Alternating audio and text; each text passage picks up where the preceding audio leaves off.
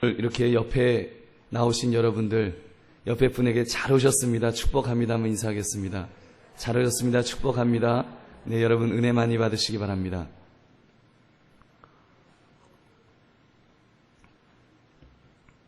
우리나라 말에 뭐 묻은 개가 겨 묻은 개를 흉본다는 말이 있습니다. 여러분, 근데 이 말은 사실 우리 예수님께서 이미 2000년 전에 외식하는 바리새인들을 향하여 하셨던 말씀입니다. 마태복음 7장 3절부터 5절을 보니까 예수님이 이렇게 말씀하셨습니다. 어찌하여 형제의 눈 속에 있는 티는 보고 내 눈 속에 있는 들보는 깨닫지 못하느냐? 보라, 내 눈 속에 들보가 있는데 어찌하여 형제에게 말하기를 나로 내 눈 속에 있는 티를 빼게 하라 하겠느냐? 외식하는 자여, 먼저 내 눈 속에서 들보를 빼어라. 그 후에야 밝히 보고 형제의 눈 속에서 티를 빼리라. 아멘. 여러분, 이 말씀은 예수님을 믿는 사람, 믿음을 가진 사람은 남의 티를 보지 말고 자기 속에 있는 들보를 먼저 깨달으라고 이 말씀을 주셨습니다.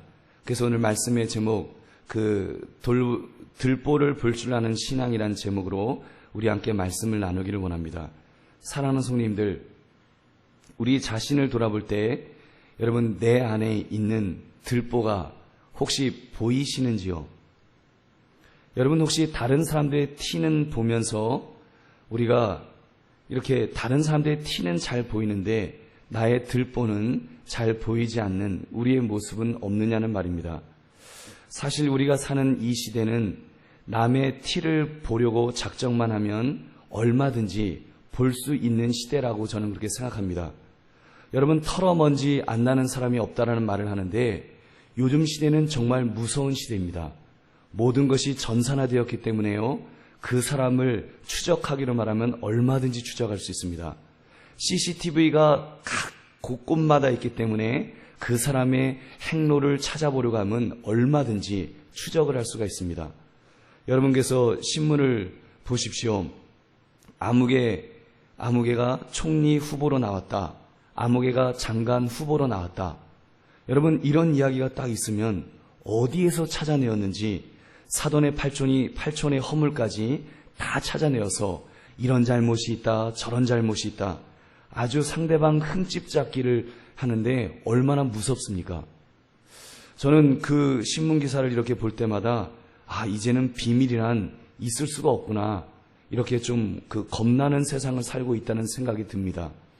아마도 저처럼 죄가 많은 사람은 아마 누가 장관시키라고 떠밀어도 저는 분명히 고사할 것입니다. 왜냐하면 과거가 다 들통이 날 테니까. 여러분, 우리 이런 시대를 우리가 살고 있습니다. 이러한 때에 여러분, 우리 믿는 사람들은 어떻게 살아야 할까요? 우리도 남의 허물이나 들추면서 남 흠집내는 재미로 살아야 하겠습니까? 여러분, 그렇지 않다고 믿습니다. 하나님은 우리가 그렇게 각박한 모습으로, 살벌한 모습으로 살기를 원하지 않으십니다. 우리는 좀 더 넉넉한 모습을 가져야 합니다. 여러분, 그렇다면 어떤 모습으로 살아야 하겠습니까? 오늘 본문의 주인공, 우리 요시야 왕이 보여주는 멋있는 모습을 우리가 살펴볼 수 있기를 원합니다. 그의 모습을 한마디로 표현한다면 오늘 말씀의 제목, 들보를 볼 줄 아는 신앙인이었습니다. 여러분, 그의 모습, 들보를 볼 줄 아는 신앙인의 모습을 살펴보심으로 우리의 삶의 모습을 점검하시는 이 밤이 되시기를 주님의 이름으로 축원합니다. 여러분, 요시야가 누굽니까? 이 요시야는 그 조상을 보면 참 악한 조상들을 많이도 모시고 있습니다. 지지난주 나누었던 이스라엘의 악한 왕들, 최고로 악한 왕이었던 므낫세를 할아버지로 두고 있습니다. 그리고 그 아버지의 그 아들이었던 아몬 왕을 아버지로 모시고 있습니다. 그런 그가 왕이 되었습니다. 그의 나이가 8살의 왕이 되어서 31년간 나라를 다스렸다 그랬습니다. 여러분, 보통 8살의 왕이 되면 정치 이 분위기가 어떻게 됩니까? 수렴청정을 우리가 하지 않습니까? 어린 왕은 앞에 앉아 있고 그 뒤에 발을 쳐놓고는 뒤에 앉아있는 대비나 이런 분이 이래라 저래라 명령을 내립니다. 아마 요아스의 어머니는 여디다였는데 그녀가 그렇게 했는지 안 했는지는 성경에 나타나 있지는 않습니다만, 여러분, 아무튼 요시야는 지금 8살의 왕이 되어서 지금 나라를 통치하게 되었습니다. 그의 마음이 어떠하였을까요? 모르긴 몰라도 산전수전, 공중전, 수중전 다 겪지 않았겠습니까? 보통 권력을 가졌는데 나이가 어린 경우 얼마나 많이 사기를 당하였을까요? 물론 감사하게도 요시야 주변에는 좋은 사람들이 많이 있었습니다. 그렇다고 다 좋았겠습니까? 다 좋은 사람들만 있었겠습니까?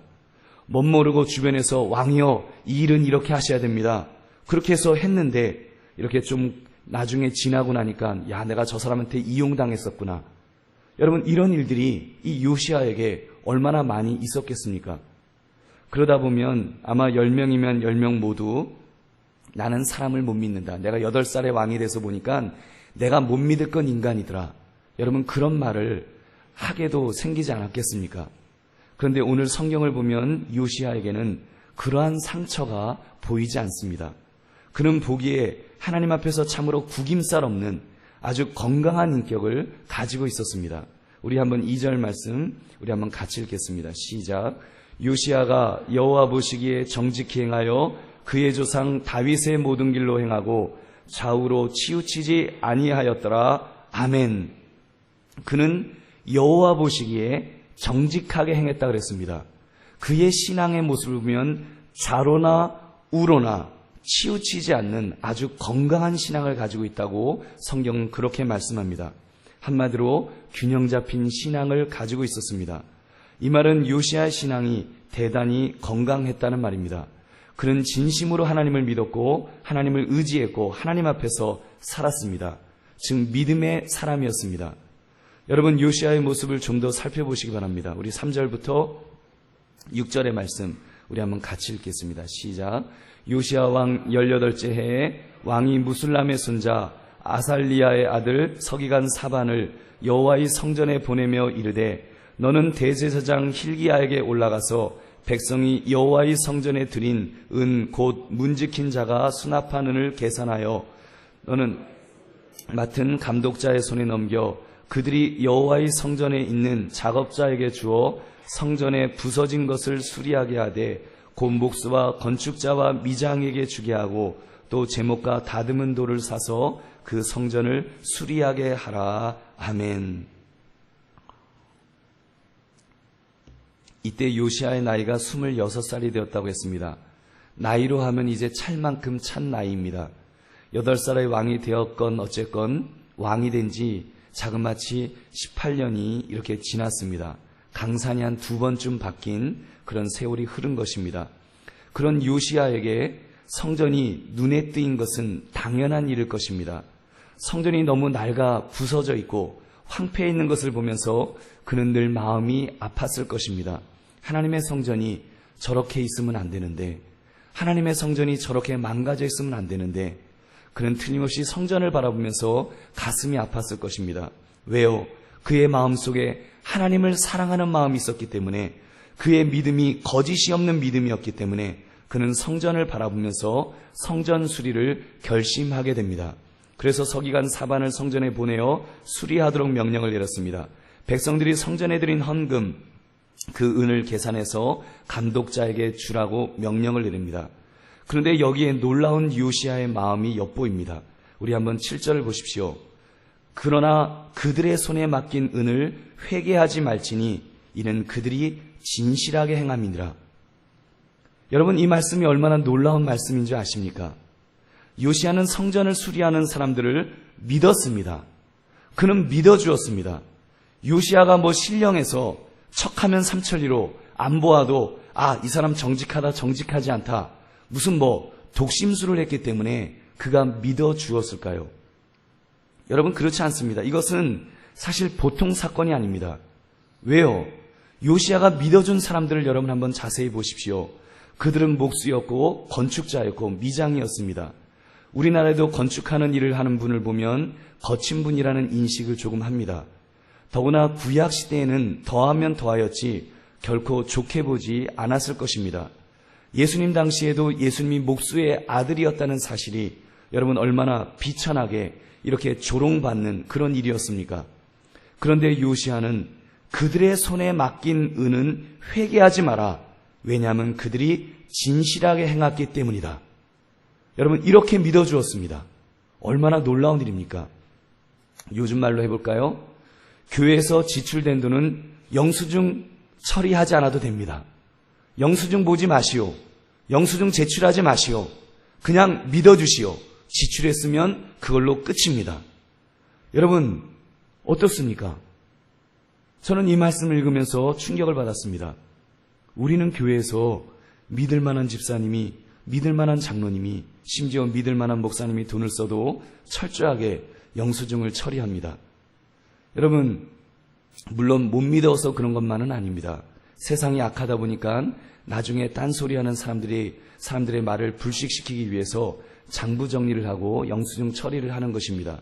심지어 제가 교회 돈을 쓴다고 할지라도 확실하게 이제 영수증 처리를 합니다. 그런데 이 요시야는 그렇게 하지 않았습니다. 왜냐하면 그 사람들을 믿어 주었기 때문입니다. 여러분, 자, 우리가 여기까지만 보면 요시야는 그냥 사람 좋은 사람인가 보다. 무조건 그냥 좋은 것이 좋은 거야. 물에 물 탄 듯 술에 술 탄 듯 그냥 흐리멍텅하게 사는 사람인가 보다. 우리가 이렇게 생각할 수도 있습니다. 그런데 요시야의 다음 행동을 여러분 한번 보시기 바랍니다. 성전을 수리하는 중에 사람들이 중요한 것을 발견해내었습니다. 그것은 바로 율법책이었습니다. 정확하게 그 책이 무엇이었는지는 모르지만 아마도 모세 오경이 아니었을까 추측합니다. 그 율법책은 뽀얗게 먼지가 쌓여 있었습니다. 유대 나라가 크게 타락한 것이 요시야의 할아버지 므낫세 때라고 보아도 므낫세가 55년, 아몬이 2년, 요시야가 18년, 합치면 지금 75년이 지난 시점입니다. 그때까지 아무도 율법책을 읽지 않았고 찾으려고 하지도 않았습니다. 여러분, 우리 교회 역사가 54년인데 54년 전 당회록을 찾을 수가 없어요. 여러분, 몇십 년 전 문서 찾기가 힘든데 하물며 75년이면 강산이 변하기를 몇 번 변한 그런 시점이었습니다. 그래서 서기관 사반이 그 신기한 책을 발견해서는 요시야 왕 앞으로 가지고 왔습니다. 그리고는 왕이요, 이 신기한 책을 발견했습니다. 이것이 하나님의 말씀이라는 율법책인데 이 말씀을 제가 읽어보겠습니다. 그리고는 그 말씀을 낭독하기 시작했습니다. 여러분, 가만히 한번 생각해 보시기 바랍니다. 그 사반이 읽은 것은 율법책, 다른 말로 하면 성경책이었습니다. 성경책이었습니다. 여러분, 우리가 오늘도 읽었던 말씀, 우리가 매 주일마다 늘 교독하는 그 성경책을 읽었을 뿐입니다. 그런데 그 성경 말씀을 듣던 요시야가 어떻게 반응하였는지를 우리는 보아야 합니다. 우리 10절, 11절 말씀 우리 함께 읽겠습니다. 시작. 또 서기관 사반이 왕에게 말하여 이르되 제사장 hil기야가 내게 책을 주더이다 하고 사반이 왕의 앞에서 읽음에 왕이 율법책의 말을 듣자 곧 그의 옷을 찢으니라. 아멘. 여러분, 여기에 요시야의 기가 막힌 신앙인의 모습이 있습니다. 그는 율법책에 기록된 말씀을 들을 때 그 말씀이 하나님의 말씀으로 그의 귀에 들렸습니다. 그는 율법책에 이 기록된 말씀, 제대로 알지 못했던 구전으로 이렇게 하나님의 말씀이라고 몇 번 들어왔던 그 정도였는데 이 기록된 하나님의 말씀을 읽다 보니까 그의 가슴이 막 뜨거웠습니다. 마치 하나님께서 요시야 앞에 와서 요시야야, 내가 너에게 말한다 하면서 말씀하시는 것처럼 그의 귀에 하나님의 음성으로 들렸던 것입니다. 그래서 그는 그 앞에서 막 전율합니다. 하나님, 하나님 하면서 그는 자기의 옷을 찢으면서 자기가 얼마나 죄를 지었는지, 자기 민족이 얼마나 하나님 앞에서 죄를 지었었는지 다시 한번 깨닫는, 회개하는 역사가 그 자리에서 일어났던 것입니다. 여러분, 그렇습니다. 우리 하나님의 사람은 주님 앞에 서면 회개가 나와야 할 줄로 믿습니다. 여러분, 어느 날 베드로가 밤새도록 물고기를 잡으려고 했는데 도저히 잡을 수가 없었습니다. 그런 중에 예수님께서 깊은 곳에 그물을 던지라는 명령을 내렸습니다. 그때 엄청나게 많은 물고기를 잡을 수 있었습니다. 그때 베드로는 깨달았습니다. 저분은 그냥 사람이 아니다. 저분은 보통뿐이 아니시다. 저분은 하나님의 아들이시다. 그의 마음속에 그 깨달음이 있었습니다. 그래서 그는 이렇게 소리를 질렀습니다. 누가복음 5장 8절, 시몬 베드로가 이를 보고 예수의 무릎 아래에 엎드려 이르되 주여 나를 떠나소서 나는 죄인으로소이다. 나는 죄인으로소이다. 여러분, 우리 믿음의 사람들은 이 고백이 있어야 할 줄로 믿습니다. 우리는 예배를 드릴 때마다, 교회 나와서 기도할 때마다 이 고백이 있어야 합니다.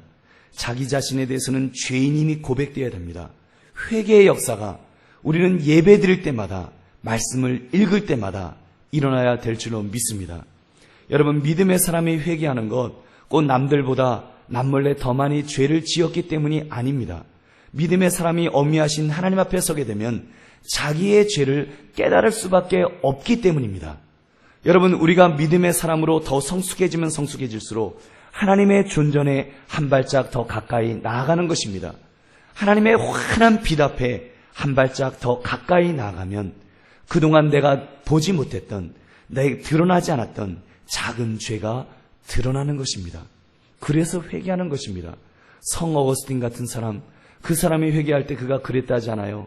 자기가 갓난아기일 때 엄마의 젖꼭지를 깨물었던 죄까지도 그는 회개하였노라고 그런 깊은 영성을 우리에게 보여주고 있습니다. 여러분, 그렇습니다. 요시야는 그렇게 철저하게 자기의 죄를 회개하였습니다. 사랑하는 성도님들, 우리 오늘 요시야를 통하여 우리도 이러한 영성을 배울 수 있기를 바랍니다. 그것은 바로 여호와 앞에서 사는 사람의 영성입니다.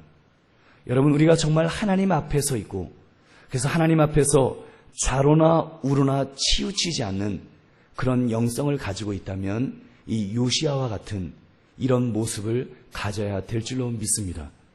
여러분, 하나님 앞에 서게 되면 무엇을 깨닫게 될까요? 하나님의 속성, 하나님의 사랑의 속성과 하나님의 공의의 속성이 있습니다.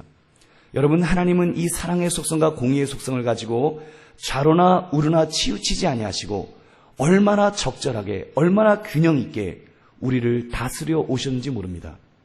여러분, 하나님은 사랑의 속성을 가지고 공의의 속성, 그걸 만약에 하나님께서 우리를 향해서 죄만 바라보고 너 이놈들 죄인, 그리고 공의의 속성으로 우리를 치셨다면 우리는 뼈도 못 추렸을 것입니다. 이 자리에 지금 이렇게 서 있을 사람은 아무도 없습니다. 하나님은요, 우리를 향해서는 사랑의 속성으로 우리를 감싸주셨습니다. 그리고 죄를 향해서는 공의의 속성을 가지고 오히려 하나님의 아들을 십자가에서 죽이심으로 공의의 속성을 만족시켜 주셨습니다. 여러분, 우리도 하나님 앞에 서 있는 사람이라면 이 요시야처럼 그런 신앙, 그런 영성을 가져야 될 줄로 믿습니다. 좌로나 우로나 치우치지 않는 영성. 여러분, 이런 영성을 가질 때 이 요시야처럼 우리도 다른 사람에 대하여는 믿어주고 나에 대해서는 철저하게 살피는 모습을 가지게 될 줄로 믿습니다. 여러분, 먼저는 하나님의 사랑을 경험한 자들로서 우리 좀 더 넉넉해졌으면 좋겠습니다. 요시야처럼 믿음의 사람으로서 믿어주는 것입니다. 뭐 눈에는 뭐밖에 안 보인다고 하지 않습니까? 여러분, 우리는 좋은 측면에서 요시야가 믿음의 사람이다 보니까 모두가 믿음의 사람으로, 믿을 만한 사람으로 그가 그렇게 본 것은 아니겠습니까? 여러분께서 성전 수리를 하는데 요시야는 기쁨으로 맡겼습니다. 믿어주면서 맡겼습니다. 또 그 일을 행하는 사람들은 또 정직하게 기쁨으로 그 일을 감당한 것입니다. 여러분, 이것이 바로 교회 공동체가 지향해야 될 아름다운 모습인 줄 여러분 믿으시기 바랍니다. 그렇습니다. 사랑하는 성도님들, 우리 믿음의 사람들은 이런 마음이 있어야 합니다. 정말입니다. 우리는 믿어주어야 합니다. 상대방에 대해서 믿어주어야 합니다. 조금 믿었지 못해도 다소 그래도 또 믿어주고 또 믿어주는 모습이 우리에게 있어야 합니다. 저는 나름대로 요시야를 좀 흉내내 보려고 이런 노력을 해봤습니다. 예를 들면 교회에서 어떤 행사를 하고 나면 기념품들이 이렇게 남습니다. 우산도 남고 수건도 남고 이렇게 값 나가는 물건들이 이렇게 남아요. 그러면 뭐 몇 개, 수십 개 이렇게 남을 때도 있습니다. 그러면 제가 그냥 창고에 넣어두세요. 제가 이렇게 이야기를 합니다. 근데 제가 전에 섬겼던 교회에서는 그 부교육자로 있을 때 담임 목사님이 이렇게 저에게 지시를 하셨습니다. 물건 잘 챙겨서 내 방에 다 넣어놔. 손 타. 그러시더라고요. 근데 제가 그 말이 별로 그렇게 예쁘게 안 들려서 저는 좀 안 그러려고 그래요. 제가 사실은 굉장히 쫀쫀한 사람입니다. 그게 다 개수가 세어져요. 사실은 눈으로는. 그 다 세어지는데 제가 뭐 이렇게 신경을 안 쓰는 것이면 신경이 쓰이는데 뭐 그거 다 믿고 맡겨야지 하는 마음으로 이렇게 그냥 넣어놓으라고 그렇게 이야기를 합니다. 이번에 단기 선교 가는데 이제 수건을 그 지난번 임직식 때 남겼던 수건들을 싸갖고 이제 선교하는데 갖고 가신다 그러더라고요. 그래서 제가 흐뭇했습니다. 아, 그렇지. 뭐 내가 신경 안 써도 더 좋은데, 더 가치 있는데, 더 거룩한데, 알아서 쓰는데, 그거 뭐 담임 목사가 손 다 챙겨, 그럴 거 없지 않습니까? 사랑하는 성님들, 제가 몇 년 전에 교회 건축에 대한 아이디어를 얻기 위해서 일산에 있는 어느 교회를 갔었습니다. 근데 갔다가 굉장한 은혜를 받고 온 적이 있었습니다. 아주 예쁘게 잘 지어진 교회 안에서 교회 안에 제 아내와 함께 이제 들어가 보았습니다. 그날이 월요일 오후였습니다.